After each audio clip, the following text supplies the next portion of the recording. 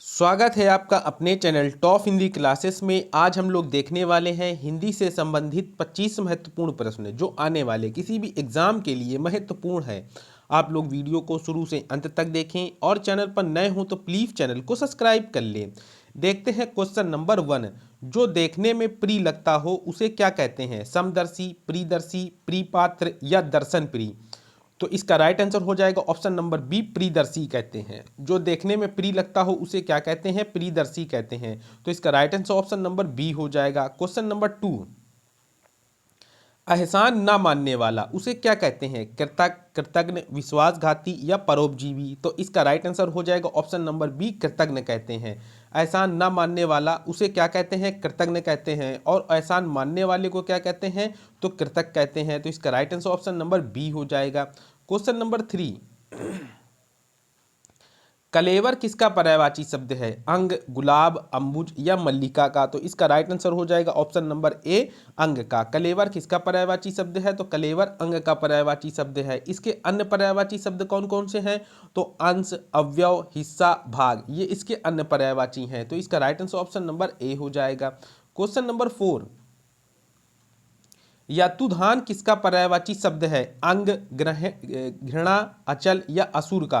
तो इसका right answer हो जाएगा ऑप्शन नंबर डी, असुर का पर्यायवाची है। यतुधान किसका पर्यायवाची है? यतुधान असुर का पर्यायवाची शब्द है। तो इसका राइट आंसर ऑप्शन नंबर क्या हो जाएगा? डी हो जाएगा। Question number 5। वज्रधर किसका पर्यायवाची शब्द है? राम, कृष्ण, इंद्र या हनुमान का? तो इसका राइट आंसर हो जाएगा ऑप्शन नंबर सी, इंद्र का पर्यायवाची है। यतुधान किसका पर्यायवाची है? तो यतुधान इंद्र का पर्यायवाची है। तो इसका right answer option number C हो जाएगा। इसके अन्य पर्यायवाची शब्द कौन कौन से हैं? तो सुरपति, देवराज, महेंद्र, मध्वा, सचीपति, पुरंदर, सुरेश, देवेंद्र, मेघवाहन, पुरुहूत, यासो, ये सभी किसके पर्यायवाची हैं? तो ये सभी इंद्र के पर्यायवाची हैं। तो इसका right answer option number C हो जाएगा। Question number 6। तरणी, तरणी का क्या अर्थ है? सूर्य, नौका या ए और बी दोनों या इनमें से कोई नहीं? तो इसका राइट आंसर हो जाएगा ऑप्शन नंबर सी, ए और बी दोनों। तरणी और तरणी का क्या अर्थ है?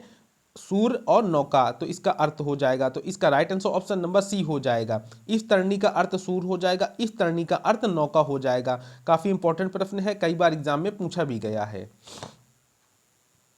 Question number 7। भवन और भुवन का क्या अर्थ है? मकान, संसार, ए और बी दोनों या इनमें से कोई नहीं? तो इसका राइट आंसर हो जाएगा ऑप्शन नंबर सी, ए और बी दोनों। इस भवन का अर्थ है मकान और इस भुवन का अर्थ है संसार। तो इसका right answer option number C हो जाएगा। Question number 8। कृपण और कृपाण का क्या अर्थ है? कंजूस, कटार, ए और बी दोनों या इनमें से कोई नहीं? तो इसका राइट आंसर हो जाएगा ऑप्शन नंबर सी, ए और बी दोनों। कृपण और कृपाण का क्या अर्थ है? इस कृपण का अर्थ है कंजूस, इस कृपाण का अर्थ कटार, जो सरदार लोग लिए रहते हैं। तो इसका right answer option number C हो जाएगा। काफी इंपॉर्टेंट प्रश्न है, कई बार एग्जाम में पूछा भी गया है और आप लोग इसको ध्यान भी रखिएगा। Question number 9। परमेश्वर में कौन सा समास है? द्विगु समास, कर्मधारय, तत्पुरुष या अव्ययी भाव समास? तो इसका राइट आंसर हो जाएगा ऑप्शन नंबर बी, कर्मधारय समास। परमेश्वर में कौन सा समास है? परमेश्वर में कर्मधारय समास है। तो इसका right answer option number B हो जाएगा। कर्मधारय समास में कौन सा पद प्रधान होता है? तो उत्तर पद प्रधान होता है। कौन सा पद प्रधान होता है? तो उत्तर पद प्रधान होता है। तो इसका right answer option number B हो जाएगा। और समास कितने प्रकार के होते हैं? तो 6 प्रकार के होते हैं। Question number 10। विद्यार्थी में कौन सा समास है? तत्पुरुष, कर्मधारय, बहुब्रीहि या द्विगु समास? तो इसका राइट आंसर हो जाएगा ऑप्शन नंबर ए, तत्पुरुष समास है। विद्यार्थी में कौन सा समास है? विद्यार्थी में तत्पुरुष समास है। तो इसका right answer option number A हो जाएगा। और इसमें कौन सा पद प्रधान होता है? तो इसमें भी उत्तर पद प्रधान होता है। उत्तर पद किसमें प्रधान होता है? तो तत्पुरुष समास में प्रधान होता है। तो इसका राइट आंसर ऑप्शन नंबर क्या हो जाएगा? ए हो जाएगा। Question number 11। कन्यादान में कौन सा समास है? बहुब्रीहि, तत्पुरुष, द्विगु या कर्मधारय समास? तो इसका राइट आंसर हो जाएगा ऑप्शन नंबर बी, तत्पुरुष समास है। कन्यादान में कौन सा समास है? कन्यादान में तत्पुरुष समास है। तो इसका right answer option number B हो जाएगा। Question number 12। कौन सी वर्तनी शुद्ध है? श्रुत, नूत, स्रोत या स्त्रोत? तो इसका राइट आंसर हो जाएगा ऑप्शन नंबर डी, स्रोत। ये वर्तनी की दृष्टि से शुद्ध है, बाकी ये भी गलत, ये भी गलत और ये भी गलत है। तो इसका right answer option number D हो जाएगा। Question number 13। साग पात में कौन सा समास है? अव्ययी भाव समास, द्विगु समास, कर्मधारय समास या द्वंद्व समास? तो इसका राइट आंसर हो जाएगा ऑप्शन नंबर डी, द्वंद्व समास। क्या हो जाएगा? द्वंद्व समास। साग और पात में कौन सा समास है? तो इसमें द्वंद्व समास है। द्वंद्व समास किसे कहते हैं? जिस समस्त पद के दोनों पद प्रधान हो तथा विग्रह करने पर और, अथवा, या, एवं लगता हो, उसे हम लोग क्या कहते हैं? तो द्वंद्व समास कहते हैं। तो इसका राइट आंसर ऑप्शन नंबर क्या हो जाएगा? डी हो जाएगा। क्वेश्चन नंबर 14, शुद्ध वर्तनी वाला शब्द कौन सा है? प्राकथन की शुद्ध वर्तनी बताना है। तो इसका राइट आंसर हो जाएगा ऑप्शन नंबर ए, प्राकथन। ये प्राकथन की शुद्ध वर्तनी है। ये गलत है, ये भी गलत है और ये भी गलत है। तो इसका right answer option number A हो जाएगा। क्वेश्चन नंबर 15, अंधा युग किसकी रचना है? नरेंद्र शर्मा, धर्मवीर भारती, अश्क या मुक्ति बोध की? तो इसका राइट आंसर हो जाएगा option number B, Dharamvir Bharati की। अंधा युग किसकी रचना है? अंधा युग धर्मवीर भारती की रचना है। तो इसका right answer option number B हो जाएगा। क्वेश्चन नंबर 16, सप्तवर्षी में कौन सा समास है? कर्मधारय समास, द्वंद्व समास, द्विगु समास या अव्ययी भाव समास?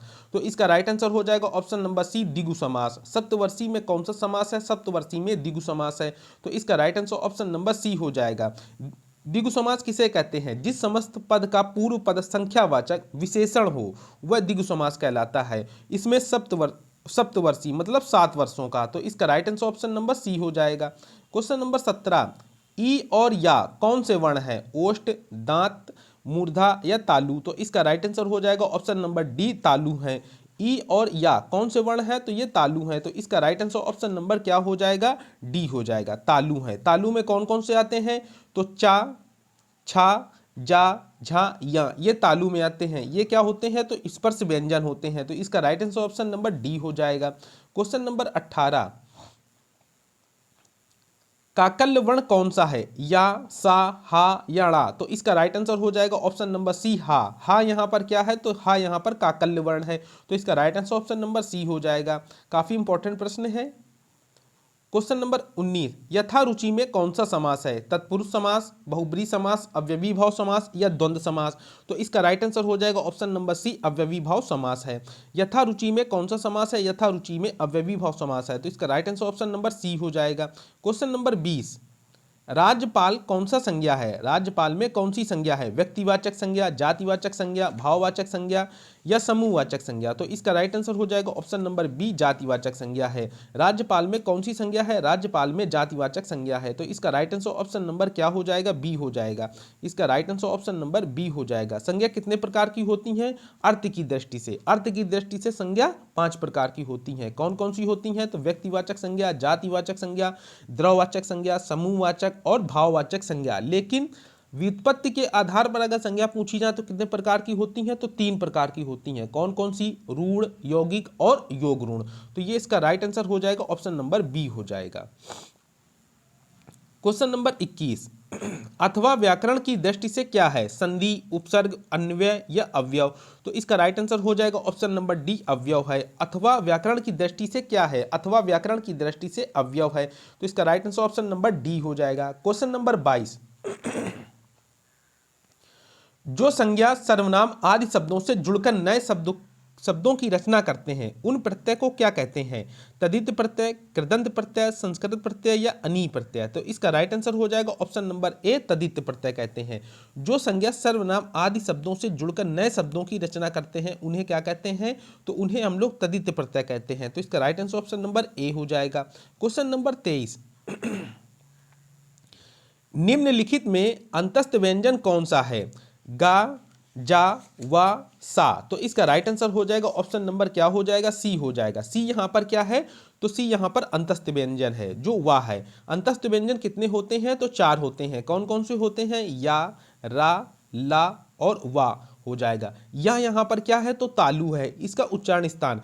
रा यहाँ पर क्या है? तो दंतमूल मसूड़ा है। ला यहाँ पर क्या है? तो दंतमूल मसूड़ा है। और वा यहाँ पर क्या है? तो दंतोष्ठ है। क्या है? दंतोष्ठ है, जो दांत के निचले ओंठ पे स्पर्श करता है।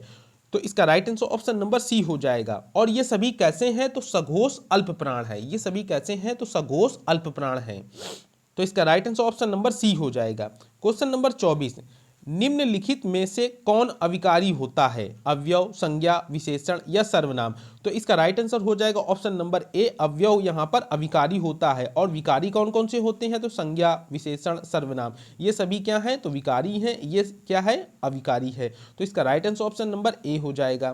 क्वेश्चन नंबर 25, विशेषण क्या है? जिस शब्द की विशेषता बताई जाती है, जिस शब्द के द्वारा विशेषता बताई जाती है, जिस हेतु विशेषता बताई जाती है, या इनमें से सभी। तो इसका राइट आंसर हो जाएगा ऑप्शन नंबर ए, विशेषण क्या है? जिस शब्द की विशेषता बताई जाती है उसे हम लोग क्या कहते हैं? उसे हम लोग विशेषण कहते हैं। क्या कहते हैं? विशेषण कहते हैं। तो इसका right answer option number A हो जाएगा। विशेषण किसे कहते हैं? इसकी परिभाषा भी आप लोग जान लीजिए, लेकिन यह भी परिभाषा ही है। संज्ञा या सर्वनाम की विशेषता बतलाने वाले शब्दों को क्या कहते हैं? विशेषण कहते हैं। विशेषण कितने प्रकार के होते हैं? तो मूलतः 4 प्रकार के होते हैं। कौन कौन से? सार्वनामिक विशेषण, गुणवाचक विशेषण, संख्यावाचक विशेषण और परिमाण बोधक विशेषण, ये होते हैं विशेषण। तो इसका right answer option number A हो जाएगा। ये वीडियो का लास्ट प्रश्न था। इस वीडियो में अभी हम लोगों ने हिंदी से संबंधित 25 महत्वपूर्ण प्रश्नों को हल किया है। वीडियो अच्छा लगा हो तो प्लीज़ चैनल को लाइक तथा शेयर कर दें। मिलते हैं नेक्स्ट वीडियो में। Thanks for watching.